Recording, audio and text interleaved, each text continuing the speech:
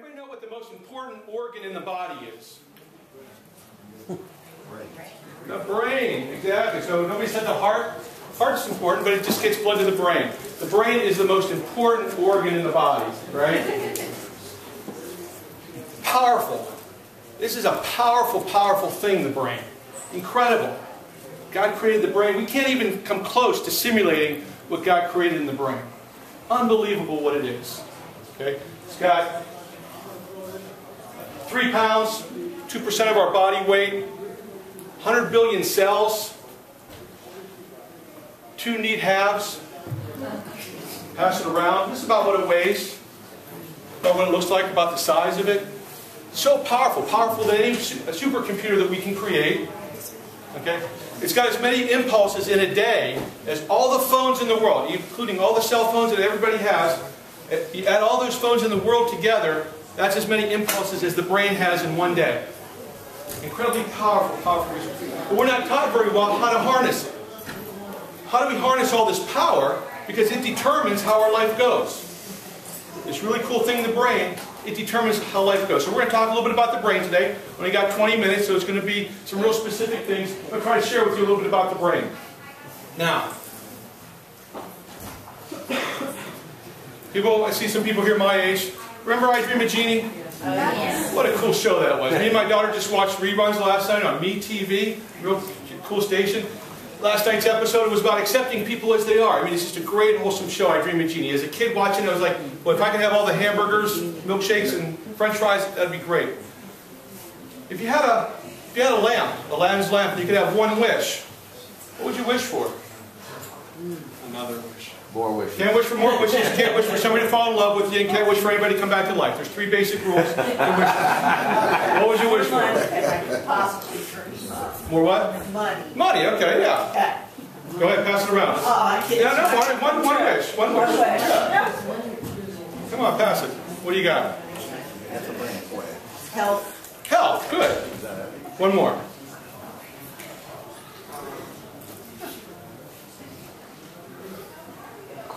Hard to think of one thing, right? His recovery, great. Well, there's a place in the Bible where Solomon, people have heard of Solomon, one of the wisest guys ever, one of the richest guys, reportedly, in the history of civilized man. Check it up here. Great catch. You know, God came to Solomon in the night and said, hey, Solomon, I'll give you one wish. Whatever you want to wish for, I'll give you one wish and I'll grant it. Now, Solomon came from an incredibly dysfunctional family. His father had an affair with Bathsheba. Solomon's a product of that affair. Solomon had many half-brothers, half-sisters. His dad had a bunch of wives, a bunch of harem of concubines.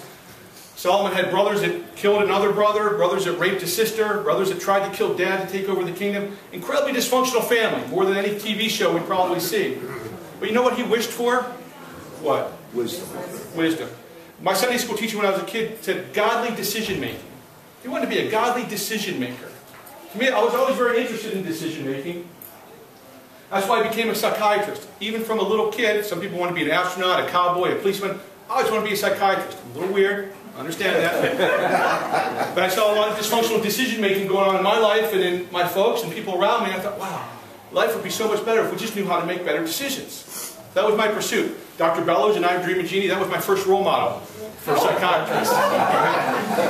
That's what I want to be. I want to be a psychiatrist. God, you know, as Tom said, God's blessed me with, I run a ministry that helps people find addiction care all around the country. I've been able to go to, I was the first person invited into Iraq after fall Saddam Hussein to teach our decision-making curriculum to the healthcare providers in Iraq. It would go to Kenya. This past summer I went to Uganda to help kids that were victimized by Joseph Kony and his reign of terror in Uganda over the last 20 years. That's not what my life has always been like with those blessings. That's my first beer. I had a lot more hair then. That's my godfather. Yeah. Okay, my God. This is my first Christmas. This is before I'm 1 year old. This is my first beer. This is how, you know, we think it's fun, we think it's games, we take it lightly. That was my first beer. Got a chance to finish it. Everybody's fun, you know, big Italian family, everybody's fun, having a great time. I'm not saying that, hey, this is what caused my alcohol problem. This is what made me addict. I'm just putting this in there just to show how lightly sometimes we take these things and we joke about them. We're not quite sure what those ramifications, what those ripples are of things like this, right?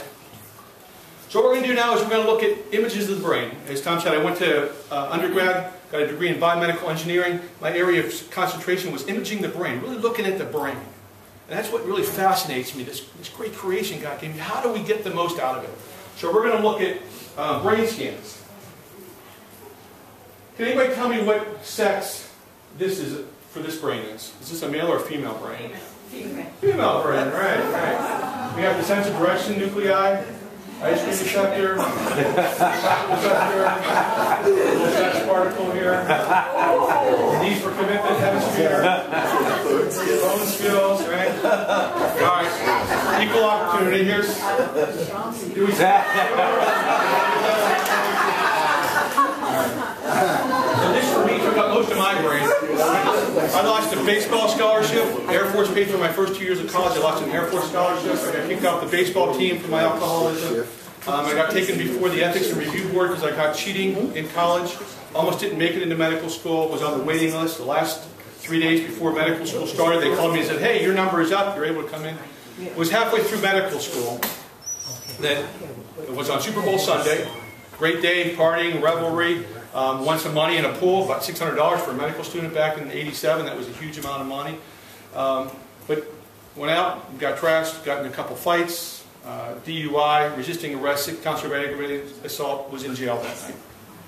So all this stuff that I was doing to study about decision making, all this path that God had for me and blessed me and even protected me through, I didn't realize I had a problem. I just thought, oh, it was other people's fault. It was other people not having fun in life, other people not agreeing with what I want to do.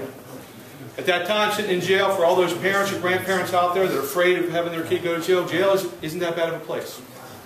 Jail is a place where you get to sit and see who you really are, and you're humbled to see what's going on in your life, and that you need help. God spoke to me there and showed me some things about decision making, made promises to me that He's held true to this day. I just want to share some of those with you. So now we're going to look at real brain scans. These are called SPECT scans. These are special scans of the brain that allow you to see. This is from Daniel Amen. If you have a chance to see him on PBS, he's the world guru of SPECT scans. A lot of great information that he puts out and that we use in our curriculum. Now this is looking down, a bird's eye view of the brain. This is the back of the head, this is the face, this is looking down from the top on the brain. This is if you look straight on at the brain. This is the top, this is the chin. This is if you look up at the bottom of the brain. These are all normal brains, looking at the base, sort of where it sits into our spinal cord. This is if you look at it at the side like this. This is looking deeper into the brain, at some of the structures in the brain and how the brain functions. Now we're going to look at abnormal ones. This is a motorcycle accident. Those aren't actual holes in the brain. What the SPECT scan does is you infuse radioactive sugar, and then blood takes it to the brain soaks it up, and then it gives off radioactivity. So the colors are brain cells that are soaking that up well. The holes are where there's 20% or less of that being soaked up. Okay? So the brain isn't working well. It's not a hole, it's just not working well or not at all. Okay? That's a motorcycle accident. Now, this is Alzheimer's disease. What you're going to see on the left is a normal, and on the right is an abnormal. This is Alzheimer's disease. It's a terrible disease, very debilitating for older people. Keep that in mind. This is heroin addiction. So this is a 39-year-old, not even 40. I just had my 50th birthday. I think I'm pretty spry. I play basketball, play baseball still. So this is only a 39-year-old. Somebody choking there? Is that what I said? I feel young. That's a normal brain. This is why they can't make good decisions. Right? This is why when trying to get them treatment, trying to get them to stop stealing, stop forging, stop defrauding, show up to work. This is why it's hard to make decisions. Their brain isn't working well. Now, if you remember back to Alzheimer's, look at Alzheimer's. Look at heroin. It's even worse, right? This is somebody with 10-year heroin and now 7 years of methadone. Only 40. This is their brain. Methadone's a nice replacement, but not a very good stopping point. Okay, it still does damage to the brain. This is marijuana use. 16 years of daily use. Kid's 32 years, guy's 32 years old now. It's a normal brain looking up from the bottom. And there's missing parts here. Prefrontal cortex, limbic system, temporal. That's where we have motivation, where we have energy, focus, concentration. That's why they have deficits in these areas. This is what happens to the brain. Very powerful, powerful. This is the most powerful thing that we have is our brain. 12 years of daily use. He started in his mid-20s. See his brain. This is just, hey, I only use on the weekend. I'm able to go to work. I'm able to go to school. And here we have damage already.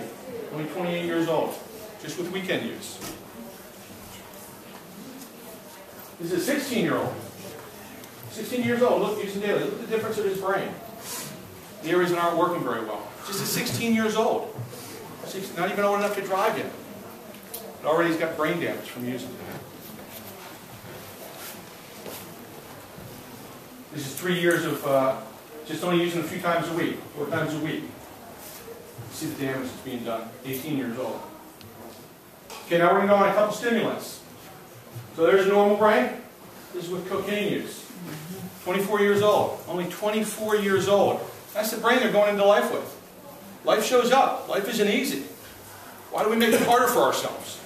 There's no degree of difficulty. It's not like diving where you get degree of difficulty points. There's no degree of difficulty points in life.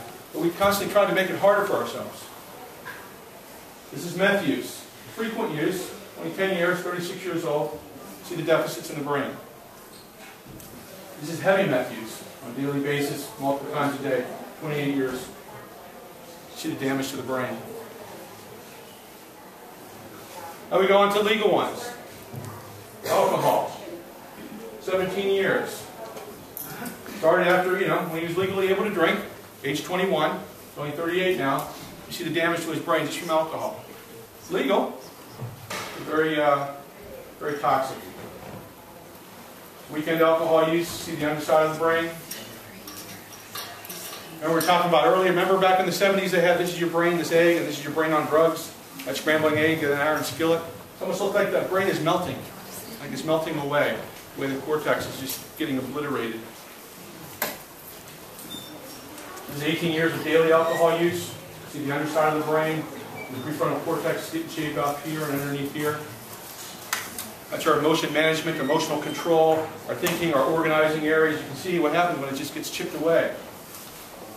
Now this is polysubstance use. So this person was using a whole bunch of, his own recipe of toxins. This was his brain at the worst. Now 1 year later, with 1 year clean, you see the difference. With 1 year clean. So this is why just staying off the drug and making good decisions, you see a difference. So whenever, I was young, we were taught, well, once you kill a brain cell, that's it, it's dead. You're screwed, you're stuck, that's it. But we know the brain is very resilient. God's given us this incredible creation of the brain. It's very resilient. It might go dormant. It takes a lot to kill a brain cell. It goes dormant, but it can be resurrected. Okay? That's what happens when people are able to stay clean, make good decisions. Again, this is looking at the underside. We see some of these areas starting to come back to life, starting to fill in. How many people smoke cigarettes here? Drink coffee? Caffeine? Yeah. This is what it does to your brain. It's a toxin. It constricts your blood vessels. So you don't get as much blood going to your brain over time. That's what it does. It's just a weak form of cocaine, meth. Yet in churches, we're pumping it out all the time, right? In work, we got the coffee pot at work. I mean, the two places where you want people to think the best and do their best, we're pumping out caffeine to them. We're giving it away free. All right, brain research. A lot of research. The decade of the brain was the 90s. A lot of great things have come from it. I'm going to sum it up in a couple of points here. We have our skin. We think our skin is this incredible protective barrier, protecting our inside organs from the external world. And our skin does a great job of protecting us from infections and from minor trauma.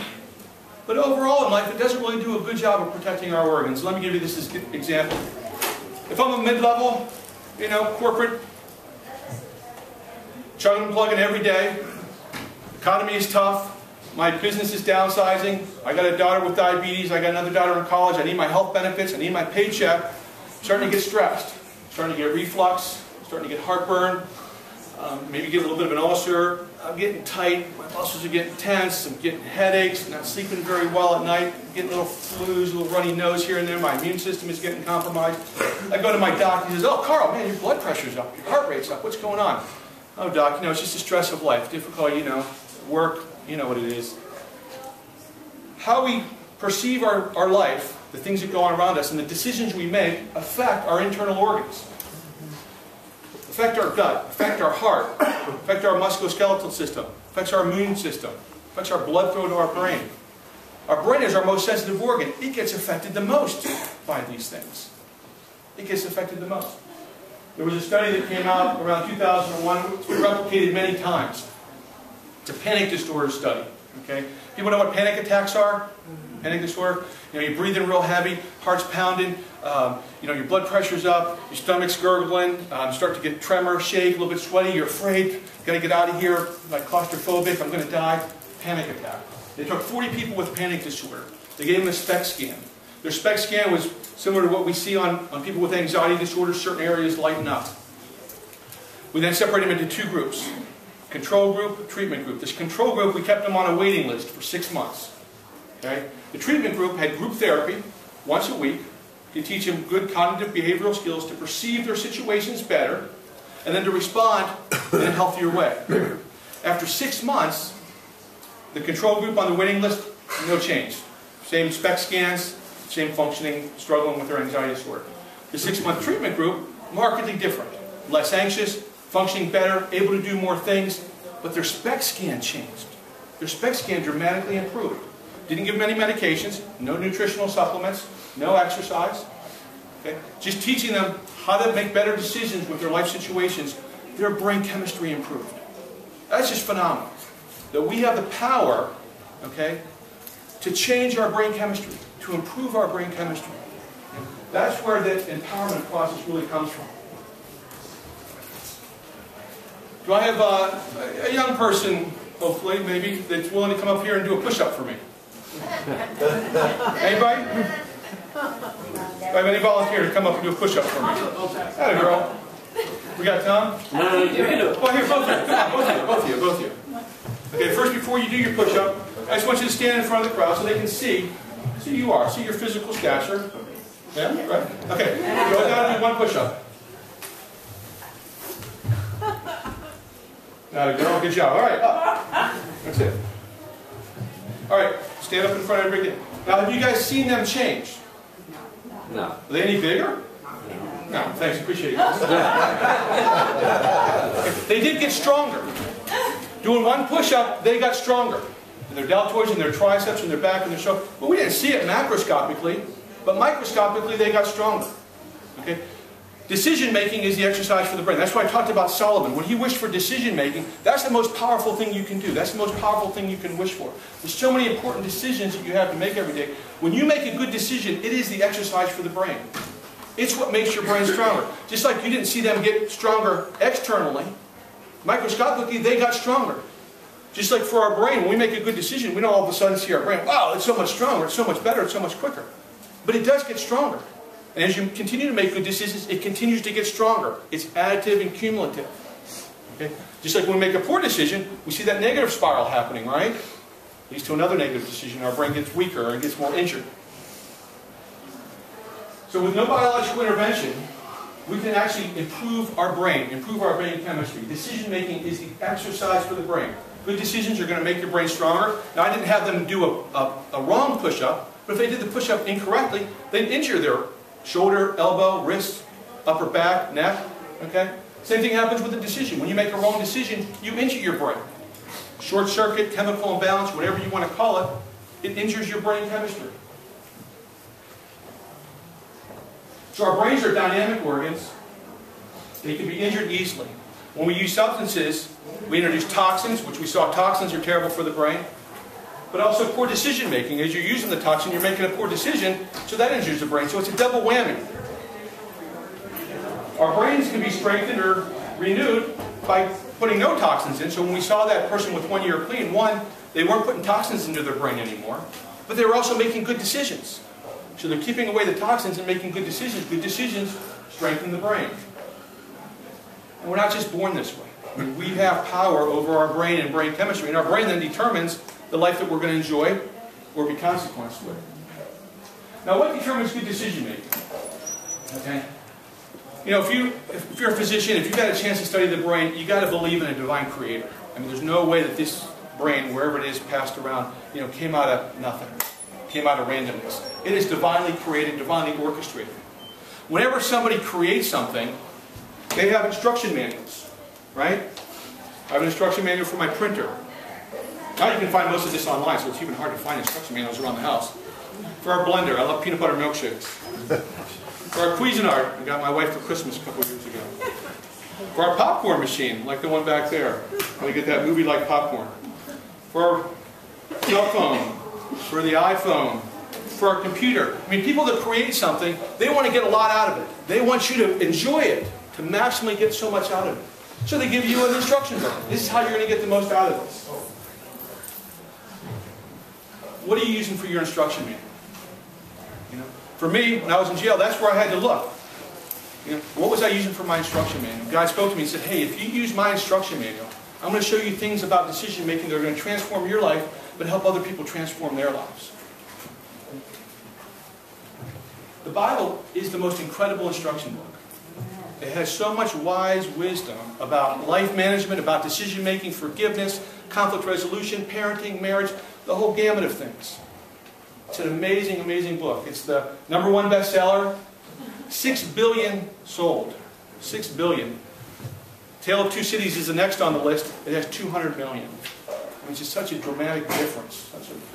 It's the most oft-quoted book in the English language. It's the Holy Bible. It's the instruction manual. That's when my life turned around. That's what transformed my life, was really using that instruction book. Now, if you're a person that doesn't believe in God, okay, that's a decision you have to make. That's between you and God. But look at this book. This book has incredible wisdom in it about life management. I would just encourage you to open it up, read through it. It's amazing stories, like Solomon and his life, and it's got amazing stories, but it's got amazing wisdom to how to manage life. So some key points. Your brain is precious and powerful. Okay, it's the most amazing gift you've been given. Don't put toxins in it. We saw what happens when we put toxins in our brain. Good decisions fix it. Now, sometimes we don't see it. I mean, when I was younger, I didn't realize, as I was smoking weed, as I was drinking, I saw that temporary, distortion that happened. But then I was back to myself. I thought, oh, there's no damage. No blood, no foul. Play on. Right? But there was damage. It was microscopic, and it was cumulative, and it just continued me on a terrible spiral of decision making. And you got to use the right instruction manual, and peace and joy will be yours.